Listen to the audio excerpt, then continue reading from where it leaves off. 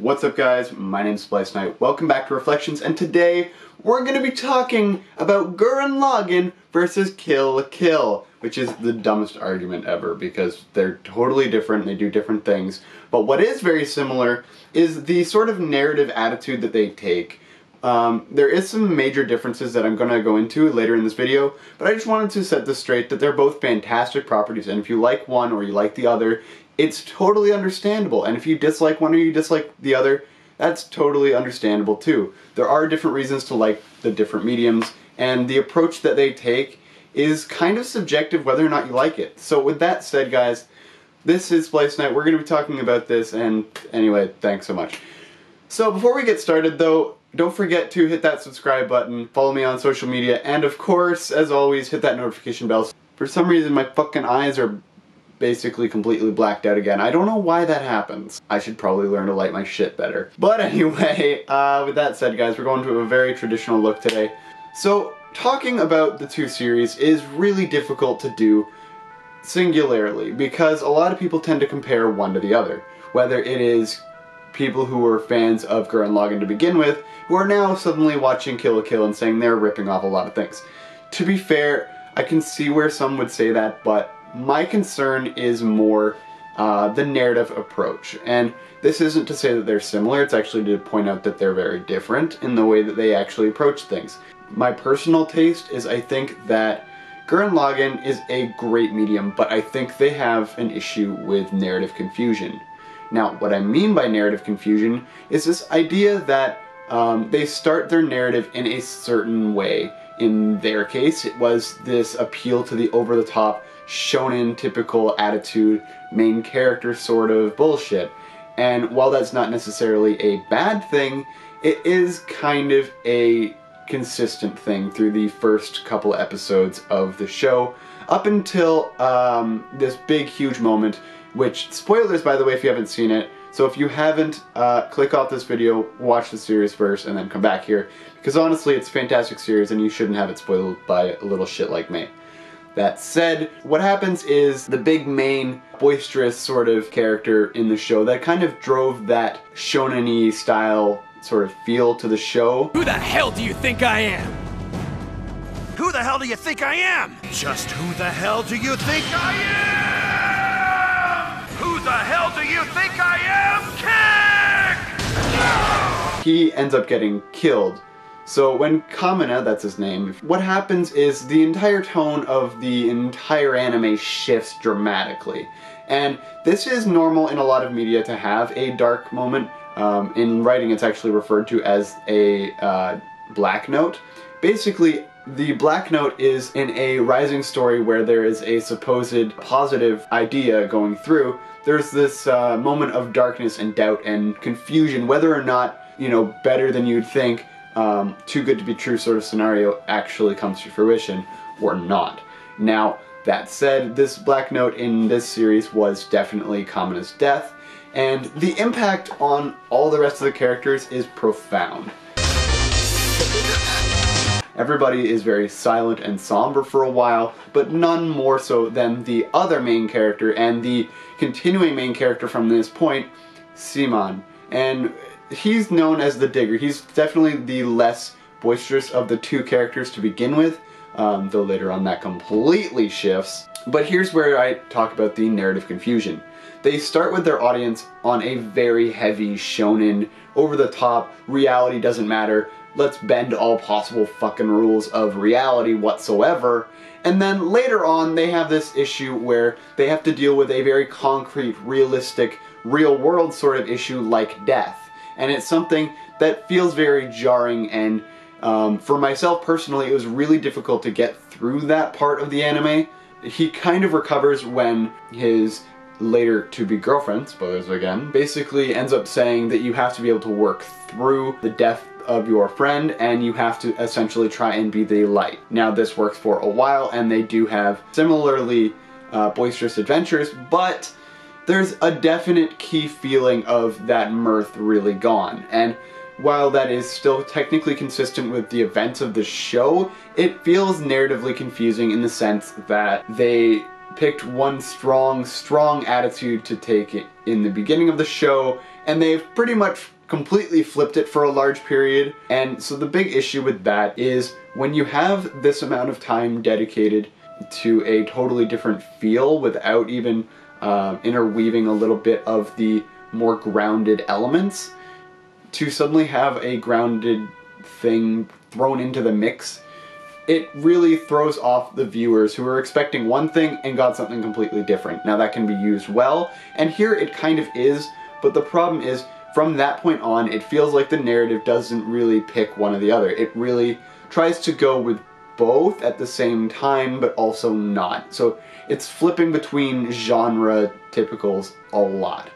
Now this is super essential to the show, which is kind of trying to show Simon sort of growing up and maturing and realizing that life isn't so black and white. Now that's kind of weird because he's basically living in an idealist world. And what that means is that to have a realist interpretation of the universe is actually destructive to your well-being, your progress as a character, and a lot of other things that become way more obvious when we get to the time skip, which myself personally, I had even more issues with this because it took a far more realist tone for the beginning, and it never really lost it, even though it tried to sort of bring back the crazy, insane hype of the original, the post-time skip sort of feel without Kamina, and essentially retconning Simon into Kamina, which in a sense, in the way that they do it narratively, it kind of makes sense in that he's essentially living as Kamina in himself and sort of embodying those elements, but also the elements that Mina sort of brought him. So it makes sense in that way, but the way that they bring it across, the themes get somewhat muddled if you're not looking out for it. So it kind of confuses you whether or not they want a serious tone, whether they want a over-the-top tone, or whether or not they're trying to blend the two. Now, that is definitely massive for this show. I think it really, for me personally, it actually was part of the reason I stopped watching it. Now, I did get through the majority of the series myself, personally, and I did go back and finish it, but to have my interest sort of cut off was really upsetting. Again, I was expecting something that was more over the top and unrealistic, and they decided to kind of give me that, but also a heavy realist tone. So having those two extremes can definitely work, but the fact that there wasn't a whole lot of interweaving elements to remind you throughout that it is a idealist world where unrealistic things can happen, but there's also things that happen in a more realist interpretation of reality. That said, they straight up bend reality by the end, so who the hell knows what's possible in this world? And that's kind of the point. Finally, after 10.5 minutes, let's talk about the other series, and the one that I think has a little bit better narrative cohesion. And again, it's not to say that Kill la Kill or Gurren Lagann are better, though in my personal opinion, I did enjoy Kill la Kill more because I actually managed to get through all of it. That isn't to say that Gurren Lagann isn't as good or whatever you want to assume. It's a fantastic series and it's got a great narrative. It's actually telling a totally different sort of idealist narrative. However, the thing that really I think comes across in Kill la Kill really strongly, even in the first episode, is the juxtaposition of the insane idealistic absurdity of this world where proportions mean nothing. Clothes are this huge issue, and nudity is good, and all these kind of duality issues that kind of clash. This is shown really obviously in the first episode with the literally cartoonishly exaggerate, which makes sense, it's a visual medium, the cartoonishly animated, over-the-top, ridiculous size of Gamagori in the first episode, contrasted with the realistic human brawler, just street level feel of Ryuko when we first see her.